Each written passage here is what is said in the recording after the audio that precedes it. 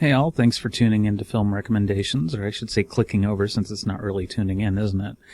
Anyway, so Batman Hush is the newest animated feature featuring Batman and his entire catalog of villains. And when I say the entire catalog of villains, I mean practically everyone. It features the Joker, Poison Ivy, the Riddler, Scarecrow, Bane, and of course the titular villain, Hush. That being said, it has this epic storyline that could easily have been divided up into 3 parts. Because it, as I said, it's epic. It has this very grandiose, sweeping structure and these different parts of the story that really make it intensely satisfying until you get towards the end. And I'll get to that eventually. First off, a quick note about exactly what is going on with Warner Brothers and some of their different projects. Apparently, Warner Brothers currently implements this strategy of making different departments compete with one another.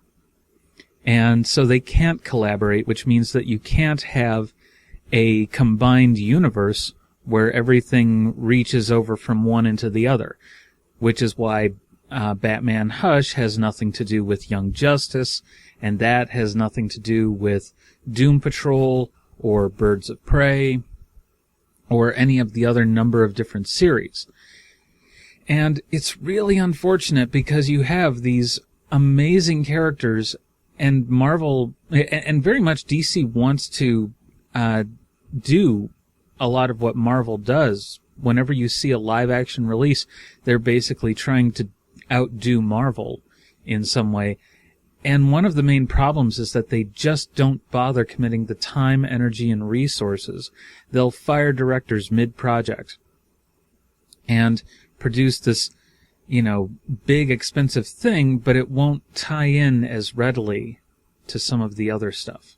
Originally, you had Batman, Bruce Wayne, as kind of the Nick Fury of the Justice League, where he was kind of taking a back seat. But in this case, they abandoned that when they decided to abandon the entire Justice League project after it didn't perform as well. So it seems like they do a little bit better with the animated features. Then came Shazam, the amazing sort of little on-its-own story about Billy Batson developing all these amazing powers as he's given them by the wizard Shazam in order to stop these demons of chaos. And I thought that was really cool. Each one is a different sin. Each sin kind of represents different things, can embody things.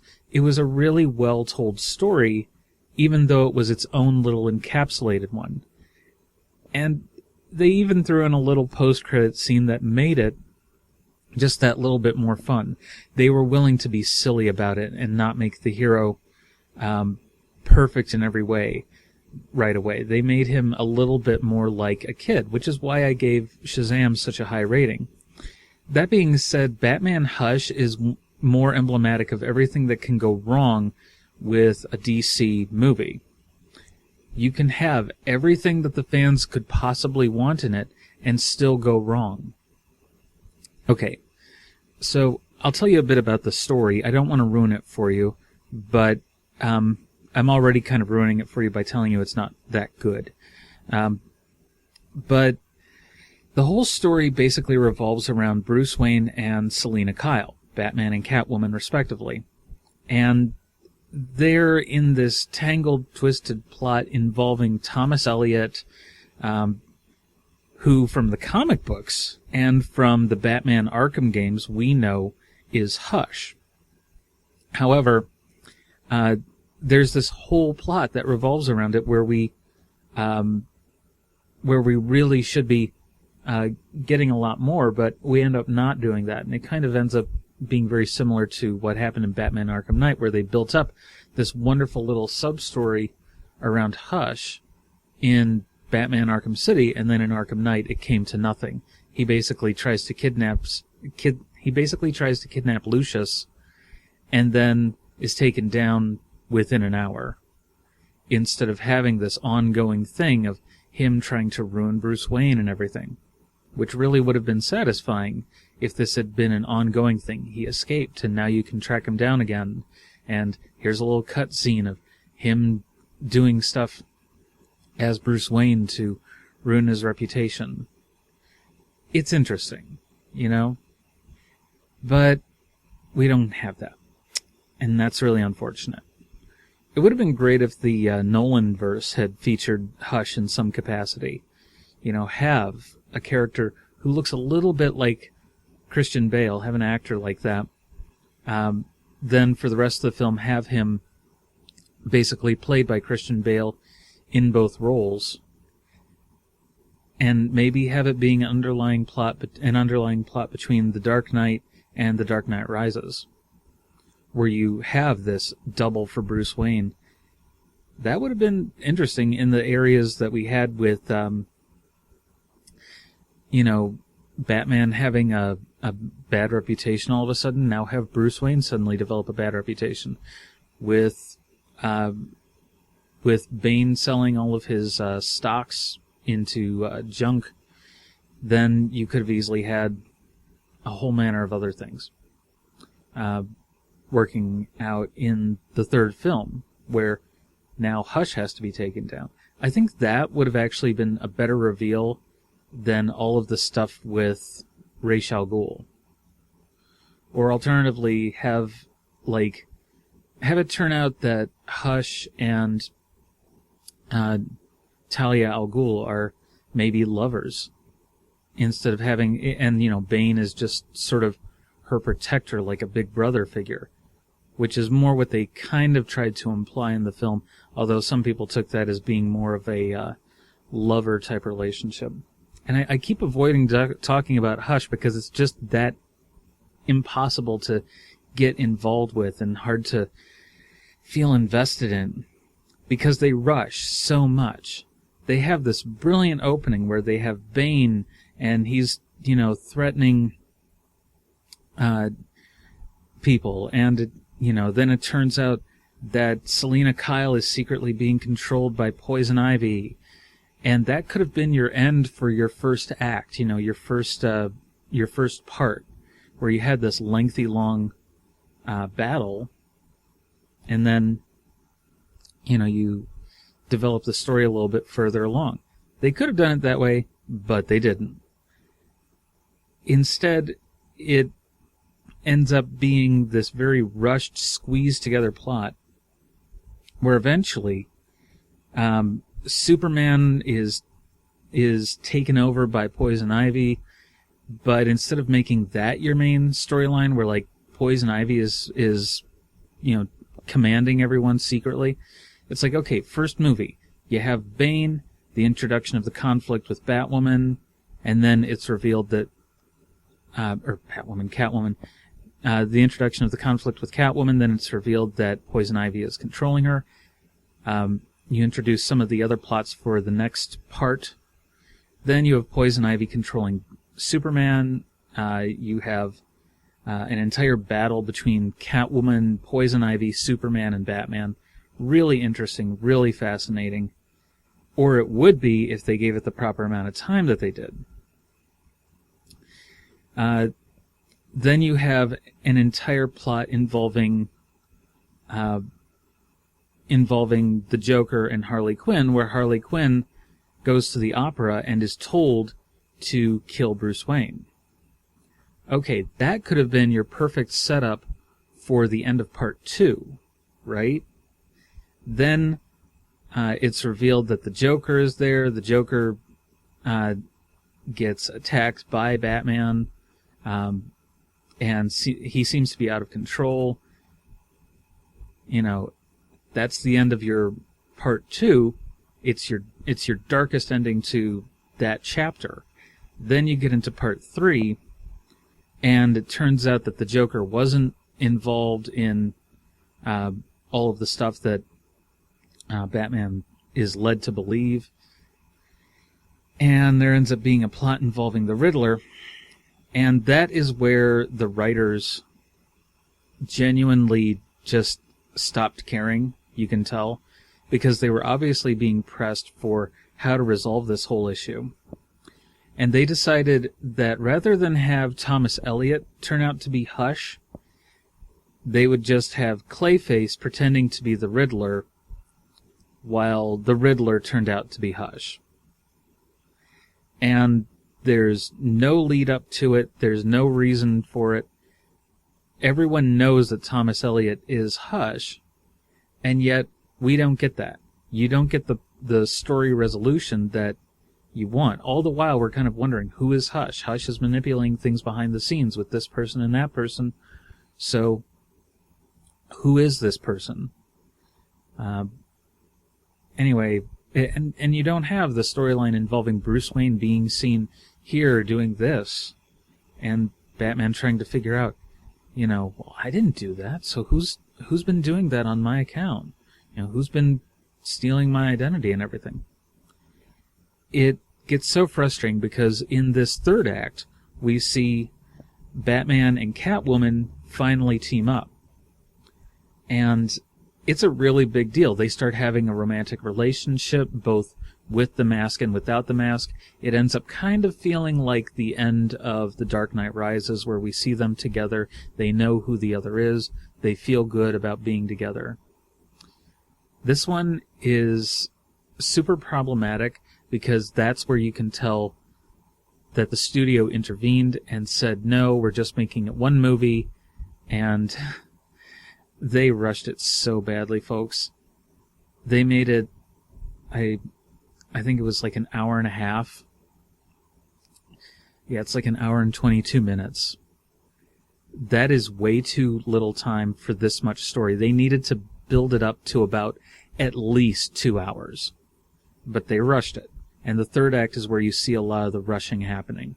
Because they do a montage.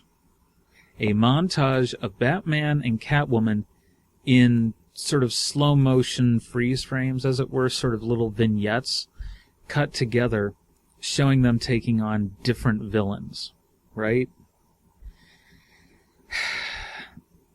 So, at one point they take on a very interestingly styled Mr. Freeze.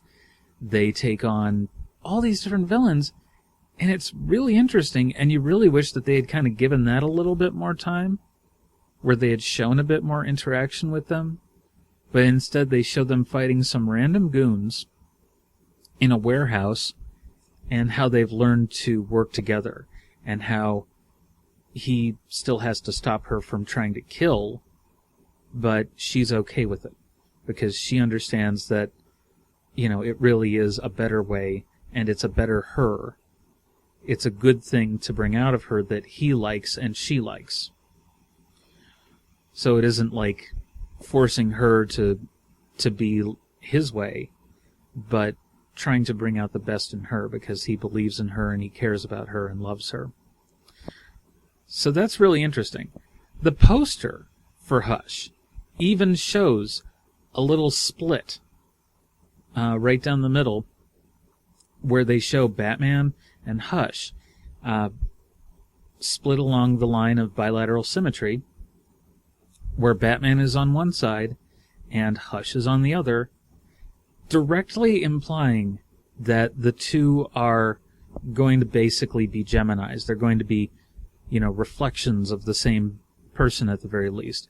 And so there's this big implication by even involving Thomas Elliot at the very beginning that it's going to be him. And instead, they really take a cheap cut. They cop out on it and say, oh yeah, it's really the Riddler who's got this brain cancer, and it turns out that he's got this question mark shaped scar on his forehead now, which goes completely against canon in the comics, because in the comics he ended up becoming kind of an assistant to Batman and the police.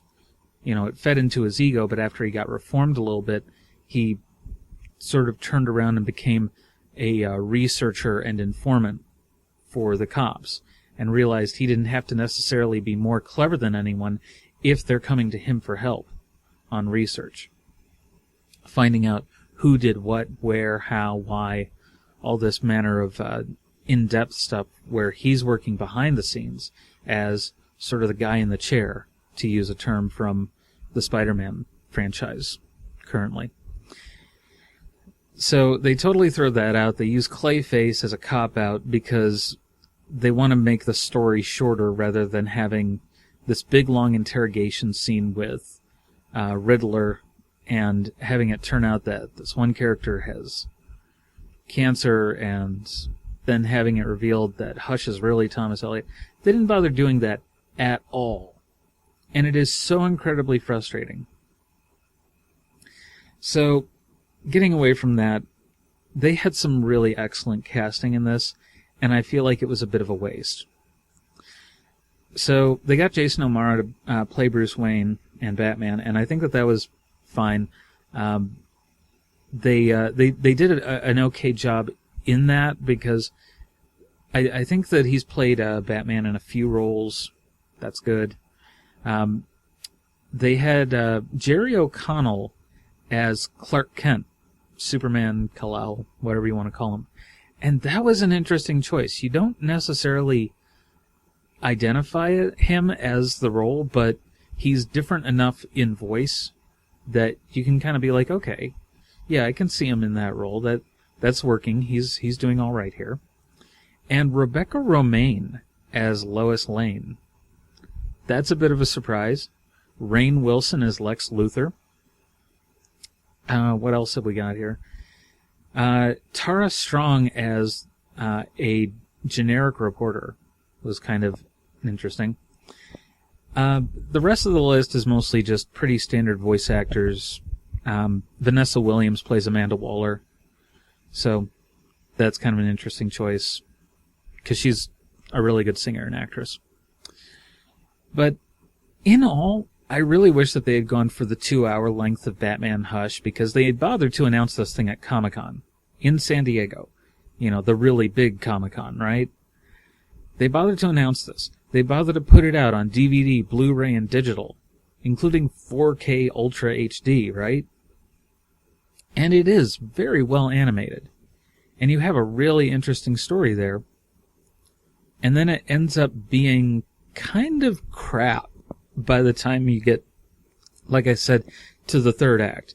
And if your film doesn't have a good, satisfying resolution, I'm sorry, but it's just not a good story. You bother putting in Thomas Elliot there at the beginning, and you have him used in some fashion there in the Chekhov's gun theory. Okay, but nowhere is the Riddler involved there. And that's really the problem. They bring in the Lazarus Pit question.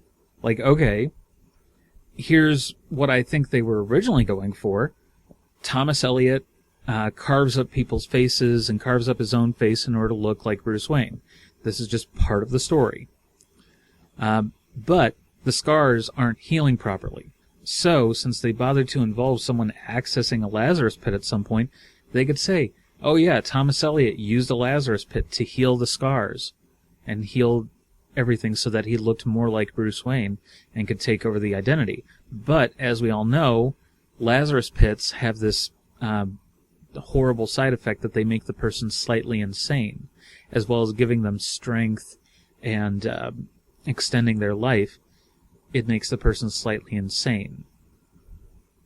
If the person's near death, it can revive them, but repeated use leads to less of an effect. So it's basically kind of analogous to drugs in this way. Like, they could have totally used that plot and had that be a major part of it, because you aren't introducing Riddler until the very last act. And that drives me nuts, because they didn't have him anywhere in this. They literally have him come out of nowhere, and then he and Clayface are just suddenly in this story. You know, and that is just super frustrating. That is incredibly problematic. I don't feel good about it. I don't feel like it makes the story worthwhile by the time you get to that point. I think the original plot was going to have Hush flat out kill Riddler when, he gives Batman some kind of riddle to tell sort of what's going on. And it ends up being just enough that Riddler's talking, and so Hush kills Riddler. And, maybe he was operating on Riddler's brain cancer, and he put a small explosive device that he could, make his head go boom or something. That would be interesting. But instead, Riddler just gets taken to jail. He looks over Batman's shoulder at Hush, and there's eventually a confrontation, but there's nothing to imply that Riddler is Hush or that Riddler is actually Clayface. It seems too much like a Deus Ex Machina, and that's the big problem here, folks. They feel too easily resolved at the end. You could have had it be just a little bit better with just a little bit of a change to the storyline at the very end. And they rewrote it, I think, because the studio just applied pressure. Maybe they were like, oh, well, we'll subvert expectations by not having it be like what it is in the comics. Nobody wants that. Comic book fans are very finicky. When you turn Doomsday into a part Kryptonian, part human clone that basically looks like a cave troll, a la Batman vs. Superman Dawn of Justice, you have a problem. Because that isn't what Doomsday is. And people went with it. I was fine with it. I was like, okay, they've got a cave troll, whatever. Superman is on the ropes taking on this thing. Wonder Woman is kicking its butt, about ready to take it out. And then they have to introduce the kryptonite spear, because that's its vulnerability, even though it's half human, so it's also vulnerable to everything else. And also, Wonder Woman was taking the thing out, because she has magical weapons, and Superman is vulnerable as much to magic as anything else. I don't know. It was really problematic, that one movie. And you could tell that they did a lot of rewrites with it, so, yeah. Getting away from that. I keep talking about other stuff from Batman Hush, because it's just that problematic. You have this great inclusion of all of the Batman Rogues Gallery, and they don't bother really using it, They don't use it nearly as effectively.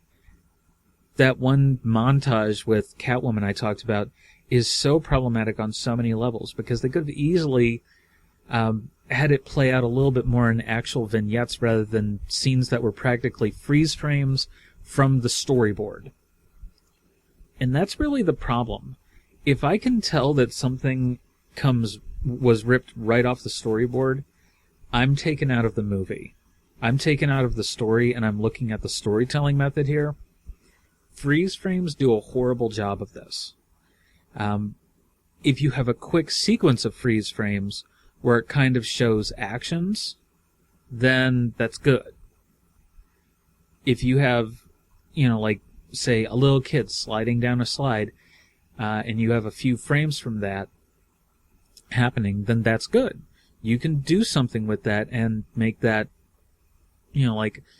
something cute, because that tells a story. It shows an action from beginning to end, right? In this instance, they take really interesting plot elements at the beginning, and then they don't bother carrying them through to the very end. They introduce characters at the very end for this story that weren't there at the beginning. I would be okay with it because Catwoman's been there at the beginning. Thomas Elliot was there at the beginning. Riddler wasn't. You had Superman and Poison Ivy introduced for the second act, okay, but you don't want to introduce anyone for the third act. The third act really has to have characters that you have seen already in the story interacting in a way that resolves the story. that's part of the problem with this. It just doesn't feel right. It feels as fake as a fake Bruce Wayne. It's disappointing, it's unsatisfying, and I just don't think that anybody should really bother watching it, unfortunately. Normally, I am the first to jump up and say, hey, DC Animated is great. Look at all the great stuff they do. And instead, I'm sitting here going, it's not worth it, folks. Don't bother watching it. You won't have a good time. You might enjoy the first couple of acts, but the third act just ruins it for you, and you're better off just kind of giving this one a pass. There are other better animated DC features, and I really wish that DC would kind of get their act together, Warner Brothers would kind of get their act together and work together on this, because they could have had way better product than this put out. You have people like me who absolutely love the DC characters but cannot stand what Warner Brothers does in its features, making everything so isolated. And if you don't believe me, all you have to do is watch The Death of Superman Lives, What Happened, and it was going to be this 90s revival of the Superman franchise featuring Nicolas Cage as Clark Kent and Superman. It was going to involve a plot with Brainiac, so you didn't have Lex Luthor for once, or anyone trying to be Lex Luthor like Max Webb in Superman 3. The thing is, Superman has this great catalog of villains too, and monsters and everything, but they don't bother including that. This one was going to feature that. One of the main problems there was the producer that they brought on board for it is not apparently a competent producer. He seemed at the time to really not know what he was doing. He seemed more caught up on a masculine image. It seemed like he didn't have the ability to read or pay attention for very long, so maybe adult onset ADD. He wanted Superman to battle ninjas. He wanted Superman without any kind of abilities in combat, and it's like, okay, well, right away, you aren't making a Superman movie if he can't fly, if he can't do all this other stuff. They had Tim Burton assigned to direct, and you probably heard about all this. You had a whole host of brilliant artists coming up with great designs that they ended up repurposing from their sketchbooks. They ended up reusing a lot of their designs for other features.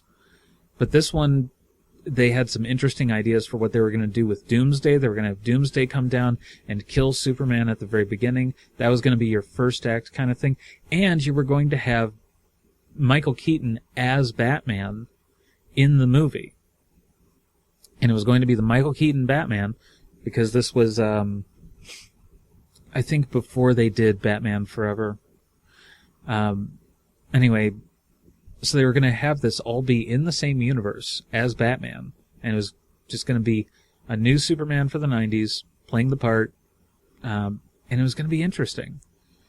And instead, they didn't do that. It was going to be a really great adaptation, and they were going to feature, like, the Fortress of Solitude and have this amazing influence on everything, where they were going to have an AI system nursing Superman back to health, kind of an emergency life support system for him. That was basically like a nanny kind of figure. For some reason, the producer was like, okay, let's have a scene with Lex Luthor fighting off, or not Lex Luthor, Brainiac fighting off Superman's guards at his Fortress of Solitude. And everyone immediately said, why does Superman need guards? The Fortress of Solitude is already isolated, and it's Superman. He can be there in a split second and fight anything or anyone that wants to attack it. And it's a fortress. The key itself is, in the comics, is made of a dwarf star alloy that almost nobody but Superman can lift. It's this gigantic key. He puts it in a keyhole and it opens the door. And it weighs like tons and tons and tons. So even a giant machine brought to the Arctic wouldn't be able to lift it. But they don't bother having that. So yeah, it's this absolutely bizarre series of things where you can tell, like, Tim Burton and the writers and a lot of the very talented people were putting in this great effort, but the producer sabotaged it by doing things like putting some of the artists in headlocks, actually physically assaulting artists in the offices for developing this project. And that throws up enough of a hostile thing. He's like, well, I'm a street fighter because I used to work as a bouncer. It's like, okay, nobody cares about that. That's not what needs to be in this movie. This movie is about Superman taking on bad guys, maybe coming back to life after he dies. Interesting stuff. This stuff that you're bringing up about you is not what anyone cares about. But that kind of self-aggrandizement, that self-involvement for the producer was obviously a problem because he was not going to be able to get over it and just, take a back seat and let other people do the work. Instead, he wanted to be the writer and director. And that's not really what a producer does. Just as far as I understand it. Anyway, so with that being said, that kind of is how this feels, if you follow. This feels like there were producers getting involved that did not have any right to be involved in the project and decided to tell the writers, or in this case, writer Ernie Altbacher, what to do, right? And this is a story that people have been really waiting for, especially since they did all this work on it. They bothered to plant the seed for people to get really interested in what the Hush story was all about. It was going to be really promising, and they ended up letting a lot of people down. Unfortunately, DC has been doing that a lot lately with a lot of their projects. Shazam is the exception, and if they went with more stories like that for Shazam, where there was some light comedy involved in it, like you could have had light comedy in the Aquaman movie, but I didn't get a sense of any comedy. It felt like just straight drama. You also had light comedy in the Wonder Woman movie. Like, that one they bothered to make into this very complex and interesting story, right? And I think Wonder Woman, there was a reason why it was one of their best films. Why it got all this praise and why people still love watching it. I still love watching it, and I can't wait for the sequel to come out, but they keep delaying it.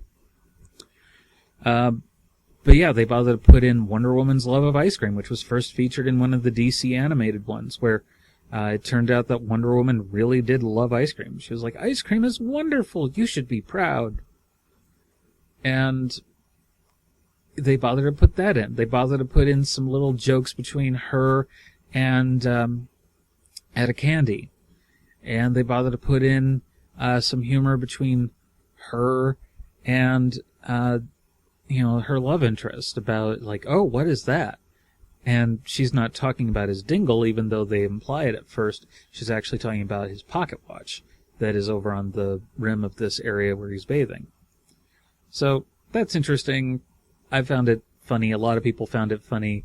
Most people were like, oh, no. Okay. That's funny. That's humorous. It's lighthearted. It doesn't take you too far out of the movie. And you can kind of chuckle at it, and every time the delivery is relatively fresh. They played it well, is my point. But this one, they put in like maybe one or two jokes in Hush. In a lot of the movies that they're doing, they're just not putting in enough of a break in the tension. Everything is serious and dour and dark. And it is so problematic. Because at what point do we, the audience, have fun? You know? Anyway, with all that said, I gotta give Batman Hush a 3 out of 5. I'm being generous there. It would normally get a 2 out of 5, but the art direction and the casting really salvage it.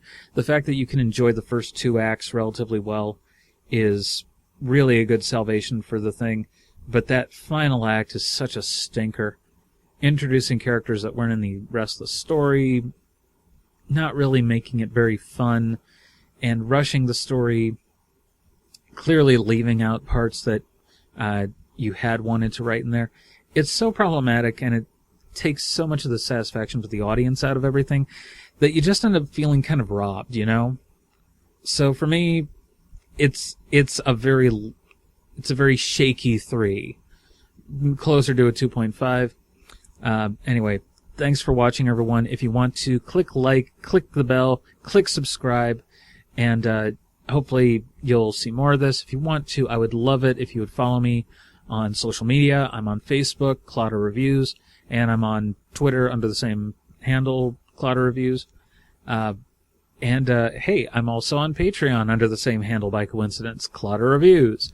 So if you want to donate to my Patreon, I'd love to produce more of these videos, and I could even start featuring video clips if you would like. But I gotta get the funding if that's going to happen, because otherwise YouTube's just going to pull the videos, and then I can't do anything. So with that said, thanks for watching again. Take care. Bye-bye.